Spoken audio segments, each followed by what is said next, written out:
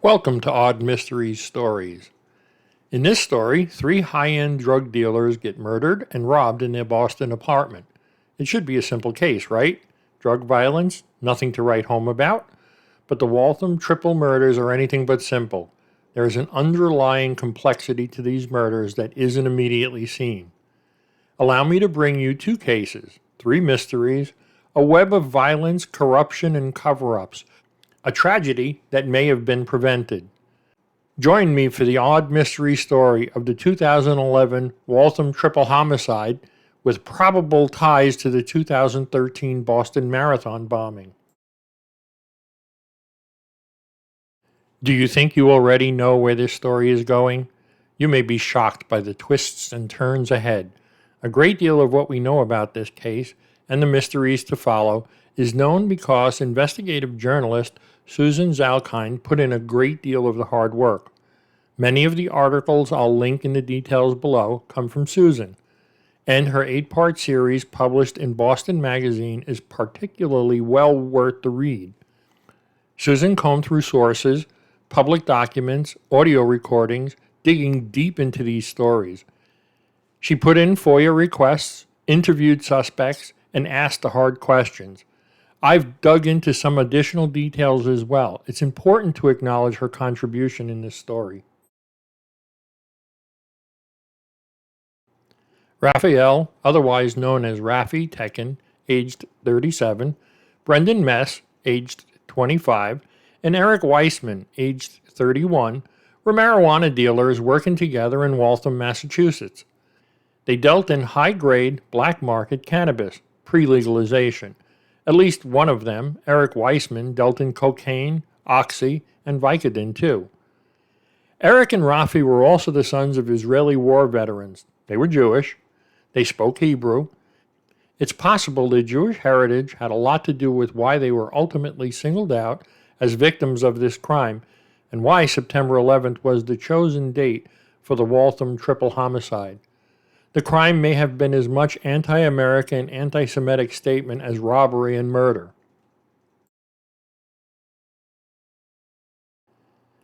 On September 12, 2011, Brendan's girlfriend, Hibatala El-Talib, aka Hiba, came stumbling out of her boyfriend's apartment screaming that all three men were dead. It turned out that the men had been bound, beaten, and had their throats cut so thoroughly that the result was close to decapitation. Brendan and Eric had apparently tried to fight back, with Brendan getting most of the licks in due to being a skilled MMA fighter. Unfortunately, his fighting wasn't enough to save them. The killers left $5,000 spread around the bodies, along with 8 pounds of marijuana, perhaps to hide the fact that they'd committed a robbery. In truth, they'd taken both weed and cash from the apartment, roughly $100,000 in cash to be exact, and an unspecified but clearly valuable quantity of weed. Later, they broke into Tekin's apartment and robbed that location as well. Nobody has ever been charged with the brutal triple murder, and the case has never been declared closed, even though there is reason to believe law enforcement knows exactly who did the deed and why.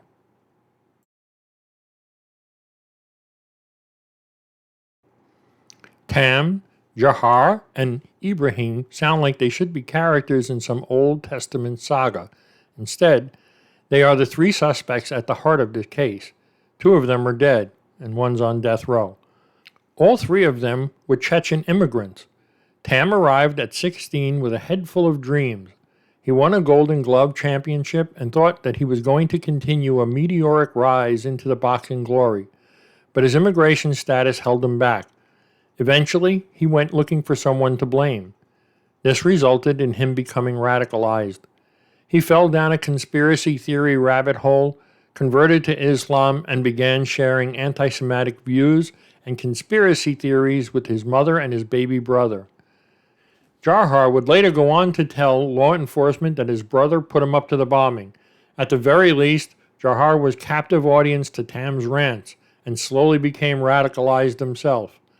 4 months after the Waltham murders, Tam left for Dagestan and Russia, where he remained for 6 months.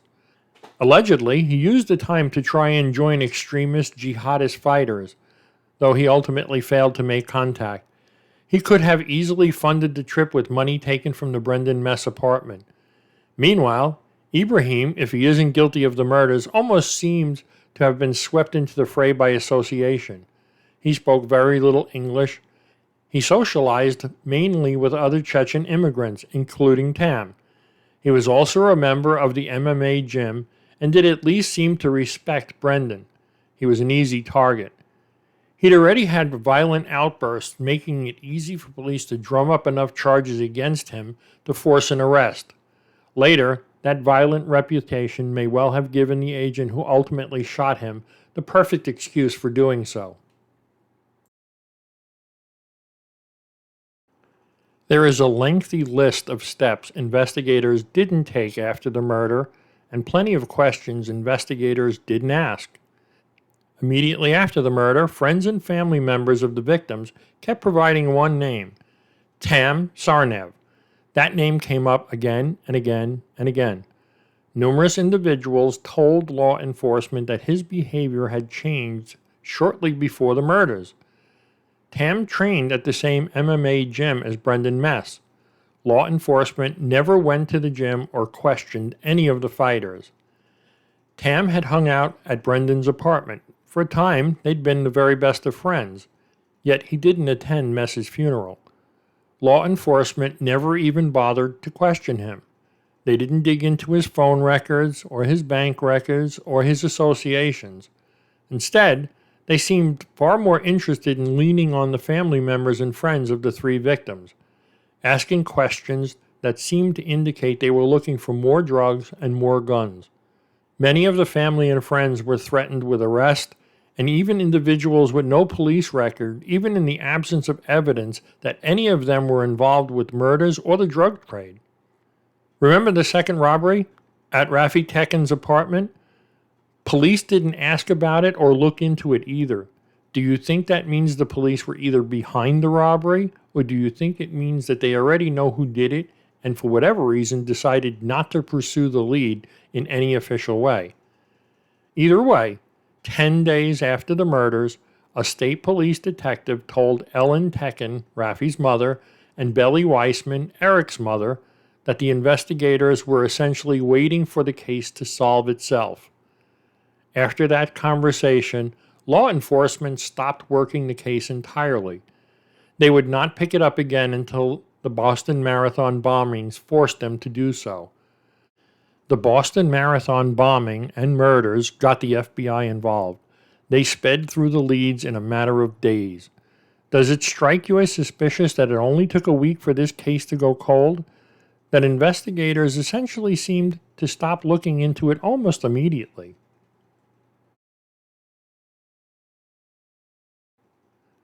On April 15, 2013, Dzhokhar and Tam placed 2 homemade pressure cooker bombs at the finish line of the Boston Marathon.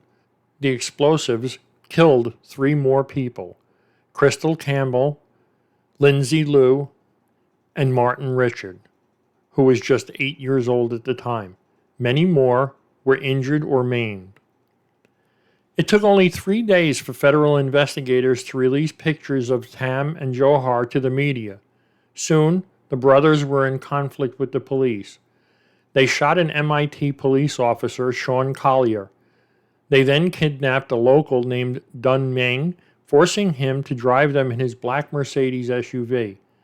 In the end, they wound up in a gunfight with police in Watertown. Police killed Tam during the shootout. Dzhokhar then drove over his body in his bid to escape authorities, who launched a manhunt. They eventually captured him in Watertown. In 2019, the FBI unsealed several documents which indicated that Ibragim Todashev confessed that he and Tam had participated in the Waltham murders.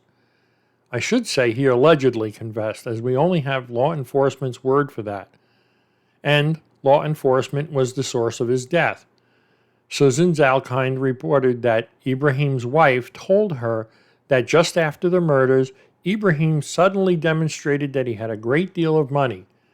There are even financial records to support this fact. Additionally, 2 days after the murders, he left Boston for a period of time. Either way, the story goes like this. In May of 2013, Ibragim, who had ties to the dead Boston bombing suspect, was wielding a pole like a javelin when an FBI agent shot him in self-defense, a Florida prosecutor said. Ibragim Todashev, a 27-year-old mixed martial arts fighter, was killed in May of 2013 at his Orlando home, but only after his sudden physical outburst threatened the lives of the officers inside, said State's Attorney Jeffrey Ashton in a detailed report to the FBI. Officers with the Massachusetts State Police and FBI agents were questioning Todashev about his relationship with Tam Sharnev and their connections to a grisly triple homicide on September 11, 2011 in Waltham, Massachusetts.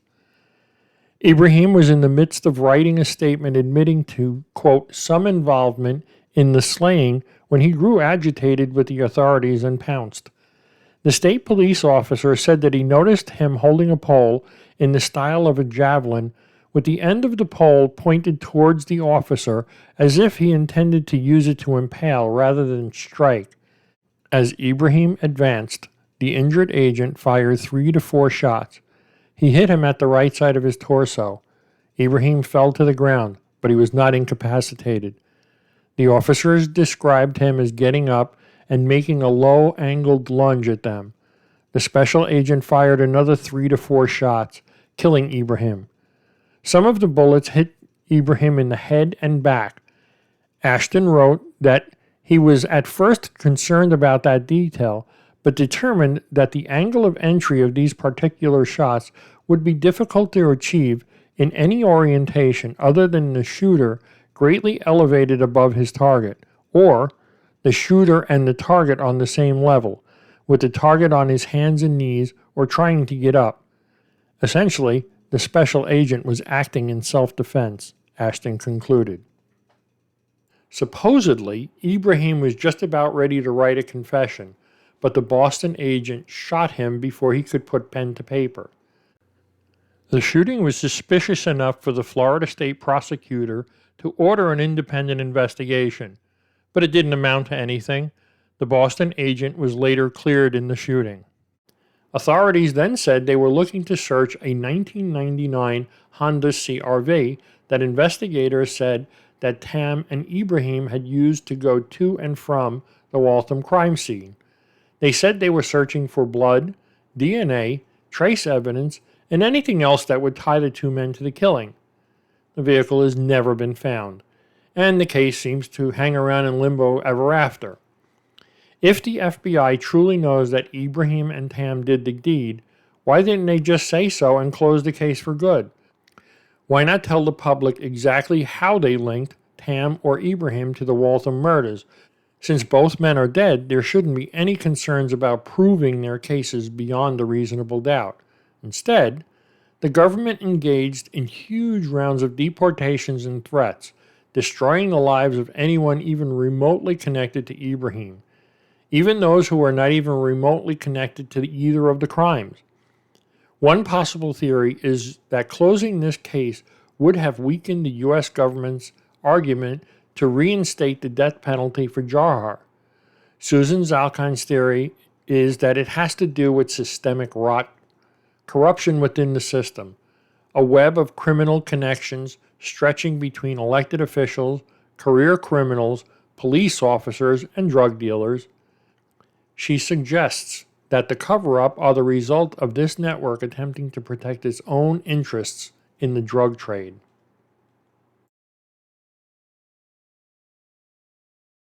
This mysterious story is only a mystery in the most technical sense at this point.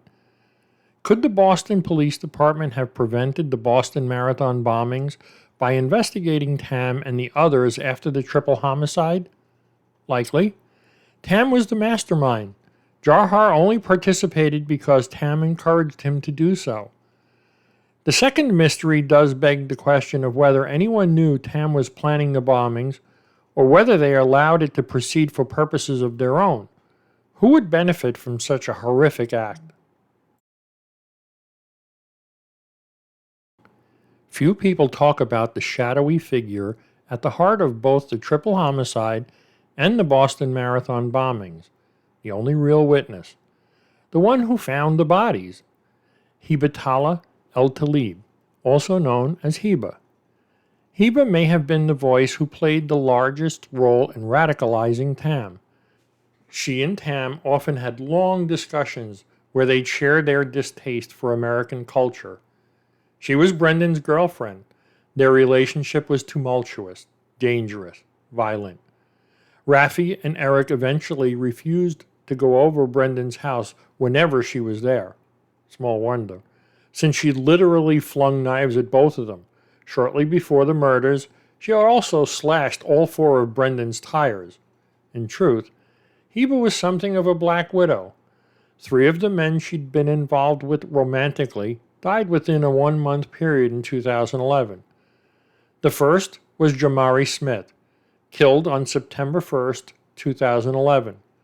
Smith allegedly made plans to rob a marijuana dealer named Jeffrey Runyon. Runyon fought back and shot Smith. The theme of robbing a dealer for cash is certainly a familiar one, isn't it? Mess was the second of Hiba's boyfriends to die, and of course, at this point, you know how that happened. The third man to die was legally her husband, though they'd already separated at the time. That was Johnson Amy, also known as Jay, Edesamwan Jr., who died on October 7, 2011. Supposedly, he died of suicide. They'd planned at least 3 robberies together before, prior to his suicide. Jay filed police reports saying she'd threatened him and had asked him for money. His handwritten suicide note explained she was trying to frame him for the Waltham murders and suggested she was running some intricate scheme. It's also very weird that Hiba was the first one to discover the bodies. Supposedly, she'd left for good, had taken off for Florida, and that's why Eric and Raffi were willing to return to Brendan's apartment in the first place. Brendan told them that she was gone for good. He might have been lying, of course, but he certainly seemed to expect her to be away for some time. When she left for Florida, she did so without a return ticket. Instead, she was back to find the bodies the very next day. She didn't even have a house key. She called Brendan's landlord and asked him to open the apartment for her so she could check on Brendan. Do you think a sudden return from Florida and the sudden desire to check on her boyfriend looks a little suspicious? Like a woman who might have known very well what she was about to find. Accounts of her behavior after discovering the murders are similarly strange. Some reports say she left the house screaming the words, "They're all dead, they're all dead." Another said she went outside, crying, with blood on her feet, only to calmly ask for a cigarette a few minutes later. A few weeks later, she attempted to sell the victim's belongings for profit. Well, nobody should ever read too much into a person's behavior at the face of something horrific and out of the ordinary as a murder. It is nevertheless very strange. Do you agree that this pattern of robberies and murders, especially around the marijuana trade, combined with Hiba's friendship with Tam, seems to suggest that Hiba could have put Tam up to the Waltham murders, and perhaps even the bombing as well? Anyone who questions Hiba these days receives disdain. She'll tell you anyone who questions her actions is being racist, that she's a victim. But given the way events unfolded, one may even be given to wonder if she was here on a mission. Perhaps she influenced both the murder and the bombing far more than she'll ever admit. Her motives remain somewhat murky. These days, Hiba lives in Saudi Arabia. She's quite the world traveler, having settled into Sudan and London for a time as well. It's possible she can continue to weasel out of any justice. But it would be interesting to see what a further investigation of Hiba and her activities might bring to light. Apparently, nothing. The investigation is still open and ongoing, according to official sources. But nobody seems eager to do any further work on the case. Everything the authorities really wished to do about this case appears to have already been done. Do you think that by failing to investigate the murders of 3 drug dealers, that 3 other innocent people died, and many more were injured at the marathon? Does it seem to you that the bombing was preventable? Or are you of the belief that it would have happened anyway? I do hope that the family and friends of those who were murdered know that there are questions that remain to be answered, and their loved ones should never be forgotten. Do you have any insights into this case? Please let me know in the comments below. Thanks once again for watching this video. My name is Vince.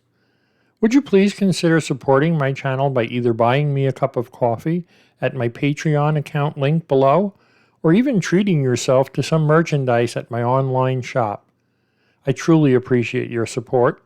If you enjoyed this story, you might also enjoy the still unsolved story of the Sims family. You will find the link to that story in the upper right corner of your screen. Thank you.